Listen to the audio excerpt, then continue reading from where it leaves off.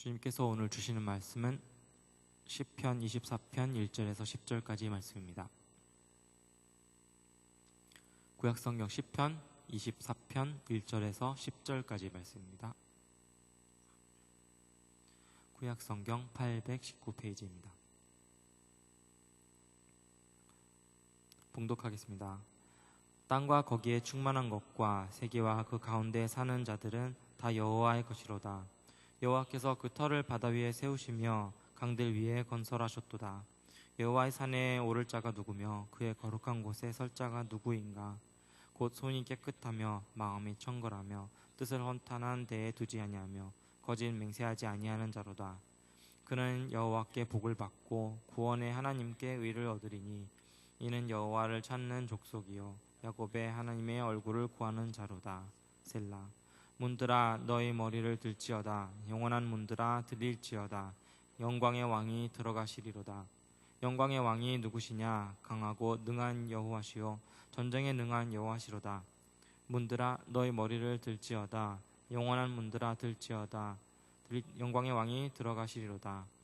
영광의 왕이 누구시냐? 만군의 여호와께서 곧 영광의 왕이시로다. 셀라. 아멘. 아멘. 오늘 시편 24편을 같이 묵상하겠습니다. 오늘 오전 예배 때 하나님의 소유권에 대해서 우리가 같이 말씀을 묵상했어요.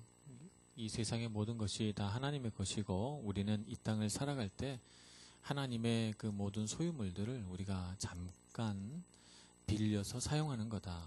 심지어 우리가 살아가는 이 시간 또 우리의 생명 다 주님의 것이다 하는 것을 우리가 묵상을 했어요.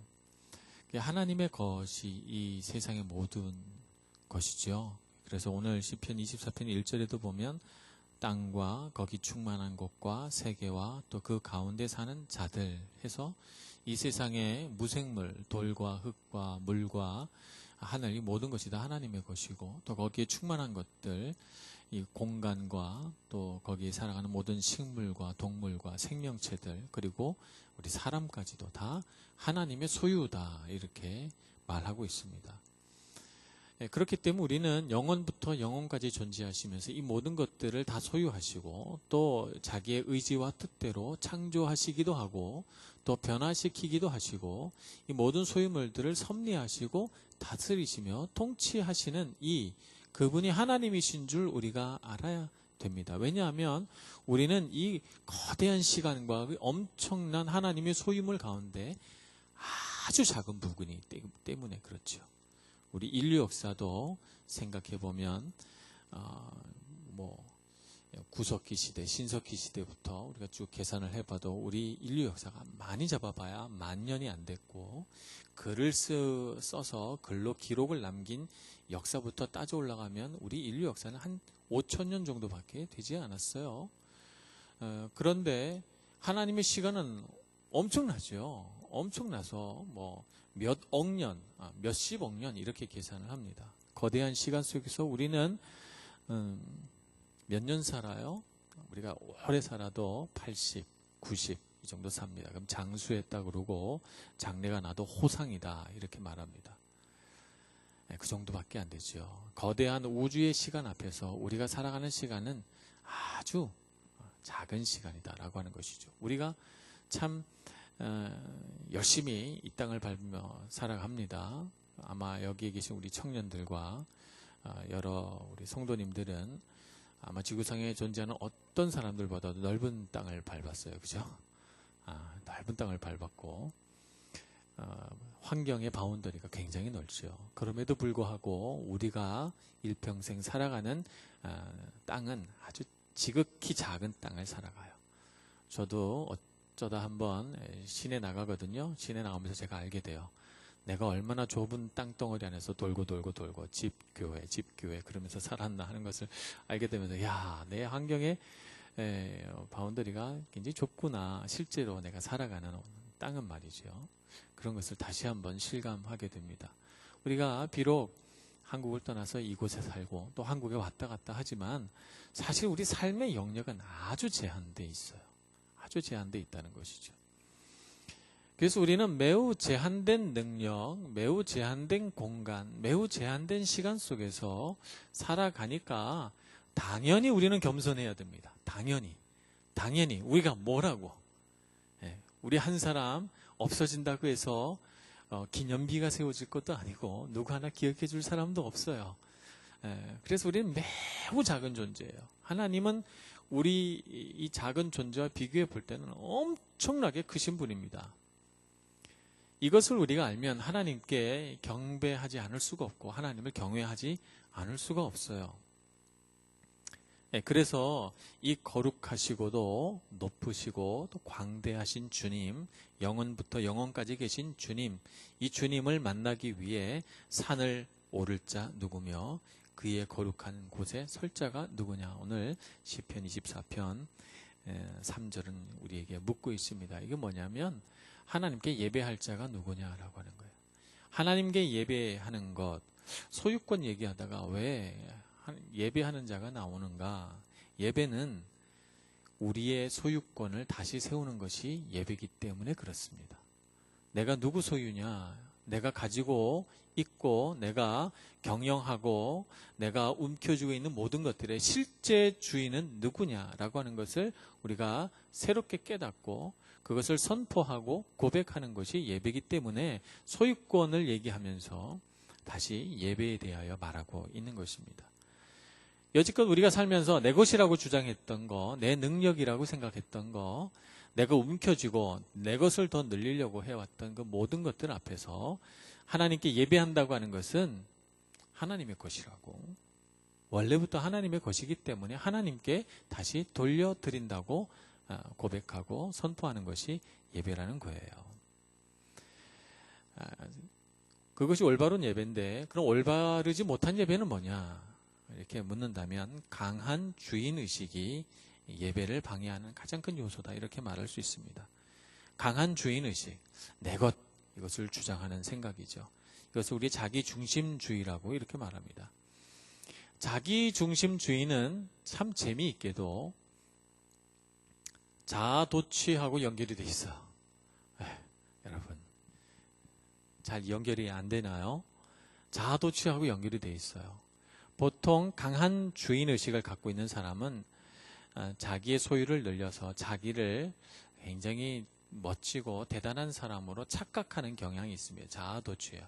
이 자아도취 성향은 우리 사람에게 다 조금씩 있습니다. 어떤 사람은 좀 강한 사람이 있고 어떤 사람은 좀 약한 사람이 있지만 많은 사람들이 자아도취적인 성향이 있어요. 그래서 남들이 이렇게 앉아서 볼 때는 말은 안 하지만 저 사람 왜 저러나 싶은데 앞에 나가서 자기를 굉장히 뽐내고 자랑하는 이런 사람도 있어요. 말로 또 자기를 이렇게 자랑하고 이런 사람도 있어요. 그러나 본인은 잘 못 느껴요. 왜냐하면 자아도취 성향이 있기 때문에, 자기가 자기에게 빠져 있기 때문이에요. 그래서 이런 자기중심주의는 자아도취 성향하고 아주 밀접하게 연관이 돼 있다. 우리는 어려서부터 이런 자아도취적인 성향을 허용하면서 또 우리보다 앞서 살아가신 우리 부모님이나 또 선배들을 이렇게 보면서 저렇게 사는 거구나 이렇게 생각하면서 그것을 흡수합니다. 자아도취적인 성향을 흡수해가지고 우리도 어느새 그걸 흉내내지요. 자아도취적인 성향, 이런 것을 뭐라고 하냐면 자기숭배다 이렇게 말합니다. 자기숭배. 현대사회는 한마디로 정의하면 자기를 숭배하는 시대다 이렇게 말할 수가 있어요. 그래서 우리가 좀 더 많은 재산을 소유하고 좀 더 유명한 사람이 되고 좀 더 능력 있는 사람이 되고 좀 더 멋진 어떤 나의 소유물들을 늘려서 사람들에게 과시하고 싶은 것은 다 자기 도취 성향과 밀접하게 연관이 되어 있습니다. 그래서 이제 명품백을 사죠. 명품백을 사고 명품백을 살 형편이 안 되면 명품 종이 가방을 삽니다. 한국의 명품 종이 가방이 유행하는데 어이가 없어서 명품 종이 가방은 특수 재질로 만들었나, 잡아당겨도 찢어지지 않는 그런 특수 재질로 돼 있나 봤더니 그냥 백화점 가서 사면 주는, 그냥 선물, 이렇게 옷 사면 옷 담아서 주는 종이 가방인데 거기에 예를 들자면 뭐 페라가모라든지 뭐 프라다 이렇게 적혀 있으면 이게 명품 가방이 되는 거예요. 명품 가방을 들지 못한 사람은 명품 종이 가방이라도 들어야 되는 시대가 됐죠. 그래서 끊임없이 자기가 갖고 있는 소유물로 자기를 대단한 사람인 것처럼 자꾸 포장하고 그렇게 착각하려는 자아도취적인 성향이 막 우리 세상을 지배하고 있어요. 근데 나의 소유물이 아무리 가치롭고 정말 종이 가방이 아니라 진짜 비싸고 좋은 것을 내가 갖고 있어도 그 가방이 가치 있는 거지 내가 가치 있어지지는 않아요. 그지요? 그 가방은 비싸다 이렇게 말해야지 그 가방이 비싸니 너도 비싼 존재다 이렇게 말하진 않아요. 근데 우린 자꾸 착각합니다. 내 소유물과 나를 동일시하는 거죠. 그래서 내가 좋은 차를 타면, 내가 좋은 집에 살면, 내가 높은 지위에 올라가면, 내가 좋은 옷을 입으면 내가 마치 좋은 사람이 된 것 같은 착각을 해요. 그렇지 않습니다. 세상의 소유물은 우리에게 오기도 하고 가기도 하고 우리가 소유하는 것들은 오래 소유하면 소유할수록 낡아지고 나중에는 바꿔야 돼요. 우리 소유물은 다 그렇습니다. 낡아지고 헐어집니다. 땅도 그렇고 바위도 그렇고 세상의 모든 만물은 다 그렇고 그래서 그냥 새 것이 돼야 돼요.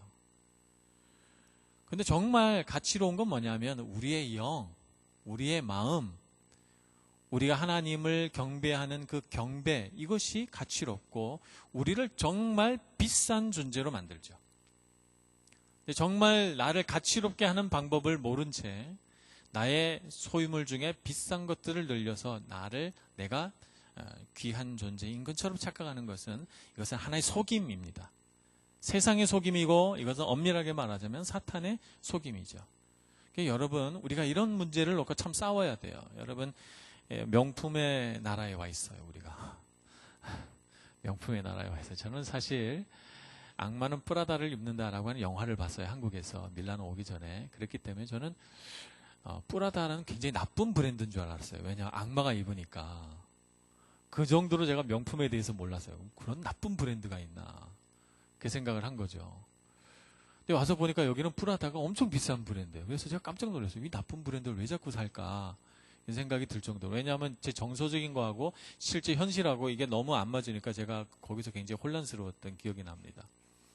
페라가모라고 하는 브랜드죠. 처음 와서 들었고 제가 한국에 갈 때 무슨 사탕이나 이런 걸 사서 지인들에게 나눠줬어요. 이태리 뭐 사탕. 외국에서 왔는데 뭐 좀 하나 줘야 되잖아요. 그러니까 돈은 없고 그러니까 이제 사탕, 뭐 캔디 이런 거 사서 그걸 어디다가 넣냐? 몽클레어 종이 가방에다가 넣어서 갖고 갔어요. 그랬더니 사람들이 몽클레어를 다녀오셨어요? 그러면서 나는 몽클레어가 뭔지 몰랐어요. 나중에 알고 봤더니 몽클레어의 무슨 잠바가 하나에 뭐 100만 원, 뭐 200만 원 그렇게 한다면서요? 그래서 그 가방 난 볼품이 없어서 그냥 아무렇게나 쑤셔넣어서 가는 그 가방이 왜 우리 집에 있는지 저도 몰라요. 우리 집에 몽클레어라고 붙은 건 하나도 없으니까. 그런 정도로 문외한이었죠. 그런데 아마 여러분도 비슷했을 거예요. 그죠? 비슷했죠? 비슷했을 거라고 믿어요. 근데 명품의 나라에 와보니까 명품에 눈을 뜨게 됐어요. 저도. 그래서 이런 게 명품이고 이런 게 좋은 옷이고 이거는 뭐 옷에 좋은 브랜드고 이거는 뭐 구두에 좋은 브랜드고 이런 것들을 알게 되고 또 관심이 가고 이렇게 됐어요. 그래서 이태리에 살다 보니까 그런 아이템들이 하나 둘씩은 갖게 됐습니다. 그럼 제가 그걸 모를 때보다 가치 있어졌습니까? 아닙니다. 아니에요. 근데 한국에 가서 저는 그렇게 생각하지 않는데 한국에 가서 어떤 분이 명품 많이 사셨겠어요? 저한테 이렇게 물어보면 제가 할 말이 없어요. 할 말이 없어서 이걸 어디서부터 설명을 해야 되나 이런 생각이 들고 밀라노에 산다 그러니까 명품 많이 살 수 있어 좋겠다. 명품을 싸게 살 수 있어 좋겠다. 그런 거를 많이 볼 수 있어 좋겠다. 뭐 이런 관점 자체에 그냥 지치는 기분이 듭니다. 이게 하나의 싸움이구나 하는 생각을 해봐요. 세상이 그것을 원하고 좋다고 여기고 그것을 소유하기를 간절히 바라는 이런 세상적인 가치와 내가 계속해서 부딪혀 가는구나. 그리고 내 안에 나도 모르게 내 안에는 깊이 도사리고 있는 죄성이 그래 너도 한번 가져봐. 너 가지면 너 굉장히 멋있어 보이고 가치 있어 보일지도 몰라 라고 나에게 속삭이는 것을 경험해요. 그래서 어느덧 나도 모르게 갖고 싶다. 가져야지 라고 하는 마음을 자기도 모르게 갖고 있는 저의 모습을 또 우리들의 모습을 보게 됩니다. 그래서 하나의 싸움이기 때문에 우리 자신에게 말해줘야 합니다. 나는 비록 내가 원하는 만큼 충분히 명품을 갖지 못해도 나는 여전히 가치롭다. 나의 벽장 안에 명품 가방 하나 들어있지 않아도 나는 여전히 이 세상에 어느 누구와도 바꿀 수 없는 엄청난 가치를 나는 갖고 있다. 나의 가치는 나의 신앙이요, 나의 믿음이요, 내 인격과 성품이고 나는 이 모든 가치로 하나님 앞에 경배할 것이다 라고 우리 자신에게 말해줘야 합니다. 그래서 여러분, 여러분의 마음을 낭만케 하고 시험 들게 하고 여러분들로 하여금 부러운 눈으로 바라보게 하는 이 세상에 사치스럽고 고급스럽고 우리의 마음을 유혹하는 것들 앞에서 우리의 마음을 지킬 수 있어야 되고, 설령 여러분의 삶을 살다가 그런 것들을 한두 가지씩 장만해서 갖고 있는다 하더라도 우리 자신에게 말해줘야 합니다. 이것은 하나님께서 누리라고 주신 선물이지 이걸로 내가 가치 있어지진 않는다 라고 우리에게 말해줘야 하는 것입니다. 명품을 갖지 말란 얘기 아니에요, 여러분. 오해하지 마시고 자유로워지라는 얘기입니다. 자유로워지라는 것. 세상의 가치로부터 자유로워지는 사람은 누리기도 하고 절제할 줄도 압니다. 우리는 끊임없이 우리의 소유의 가치가 있다고 말하는 세상 가치로부터 싸워야 됩니다. 그래서 내가 주인공 되려는 생각, 내가 주인 되려는 생각, 나의 소유가 나라고 하는 착각, 나의 위치를 더 높은 데 위치시킴으로써 내가 가치로워진다는 착각, 이런 착각에서 벗어나야 됩니다. 내가 멋진 사람이라는 착각, 내가 대단한 사람인 척하는 나의 위선과 나의 어떤 그런 가식주의에 사람들이 속아서 나를 정말 대단한 사람처럼 바라보는 이런 자아도취적인 성향에서 빨리 벗어나야 됩니다. 나는 하나님 앞에 서면 티끌과 같은 존재요, 이름 없는 풀이요, 아침에 폈다가 저녁에 지는 들꽃과 같은 그런 존재입니다. 하나님 앞에서는. 그래서 우리는 하나님 앞에 나와서 예배해야 되죠. 하나님 앞에 섰을 때 내 바른 가치가 보이고 어떻게 예배할지가 우리 마음에 들어오고, 그때서야 비로소 하나님은 위대하시다, 하나님은 경배받으시기에 합당하시다 말하고 있는 나 자신을 발견하게 됩니다. 그런 나 자신이 가치롭습니다. 그런 고백 앞에, 그런 선포 앞에 서 있는 내 자신이 가치롭습니다. 그래서 우리는 예배 드리는 것이 참 중요해요. 여러분, 예배처럼 재미없는 것이 없다 이렇게 생각하실지 모르겠는데 아닙니다. 예배만큼 우리를 가치롭게 해주고, 예배만큼 우리를 새롭게 해주고, 예배만큼 우리의 삶을 새 하늘과 새 땅으로 인도하는 것이 없어요. 그렇기 때문에 여러분, 예배를 사랑하시길 바랍니다. 예배에 나오면 먼저 하나님께서 우리를 씻어주십니다. 씻어주셔요. 이사야서 6장에 보면 이사야 선지자가 하나님을 처음 만난 기록이 나옵니다. 막 연기가 막 나고 땅이 지진이 난 것처럼 흔들리는데 스랍이 나와서 이제 찬송을 막 합니다. 거룩하다 거룩하다 거룩하다 찬송하는 소리가 막 귀청이 울리도록 가득 성전에 찼는데 그 가운데 하나님이 나타나신 거예요. 그래서 이사야가 깜짝 놀랍니다. 사람이 하나님을 보면 어떻게 돼요? 죽어요. 죽으니까 이사야가 얼른 그 자리에 엎드려서 이렇게 고백합니다. 화로다 나여 망하게 되었도다. 나는 입술이 부정한 자라. 나는 입술이 부정한 백성들 가운데 살았도다. 이렇게 고백합니다. 그전에도 이사야 선지자는 하나님의 예언의 말씀을 전했거든요. 그러니까 다른 어떤 사람보다도 아마 경건하고 믿음이 좋은 사람이었을 거예요. 그런데 하나님 앞에 서니 자기가 매우 부정하고 죄 많은 사람으로 느껴졌어요. 자기가 얼마나 많은 더러운 말들을 하고 살았는가 하는 것을 깨닫게 됐죠. 그때 하나님이 스랍을 보내셔서 하나님의 그 제단 위에 피어있는 숯불을 부직갱이로 집어다가 이사야의 입술에 대지요. 너는 깨끗하여졌다 이렇게 선포합니다. 하나님의 용서와 자비, 하나님의 깨끗게 하심을 경험하게 됩니다. 언제? 예배 가운데. 예배 가운데 하나님이 우리의 더러운 마음을 씻어주시고 우리를 정결케 하고 우리 안에 맺혀있는 온갖 미움과 분노와 억울함과 원망을 하나님께서 싹 씻어주십니다. 평안케 해주시고 마음의 중심을 흔들리지 않고 바로 딱 잡게 해줍니다. 이게 얼마나 중요합니까? 세상에 나가보세요. 우리의 자존감을 흔들고 우리의 정서를 흔들고 우리로 하여금 실족하게 하고 실망하게 하고 좌절케 하고 배신하고 하는 일들이 얼마나 많아요. 그런 일들이 많은데 이 세상은 무엇과의 싸움이냐 하면 누가 정서적으로 안정되냐라고 하는 싸움이에요, 여러분. 재능과 은사의 싸움이 아니고 누가 세상 속에서 정서적으로 흔들리지 않고 평안을 유지할 줄 알고 역경이 와도 이겨낼 줄 아는 그런 마인드의 소유자인가라고 하는 싸움입니다. 유학생활 하다 보면 많은 사람들, 특히 한국에서 재능 있고 또 여러분들 사이에서 유명하다고 일컫는 사람들이 와서 종종 큰 실패를 맛보는 경우들을 보게 돼요. 저도 여기 이제 한 5년 있다 보니까 유명하신 분들 알게 되는데 때로 그런 분들이 잘못된 길에 들어서는 걸 봐요. 뭐에 실패했기 때문이죠? 자기의 마음을 지키고 정서적인 안정을 유지하는 데 실패했기 때문입니다. 그래서 우리의 싸움은 재능과 은사의 싸움이 아니고 우리 소유의 싸움이 아니고 어떻게 하나님 앞에서 나의 평안과 나의 믿음을 유지할 것이냐라고 하는 싸움이라는 것을 알아야 됩니다.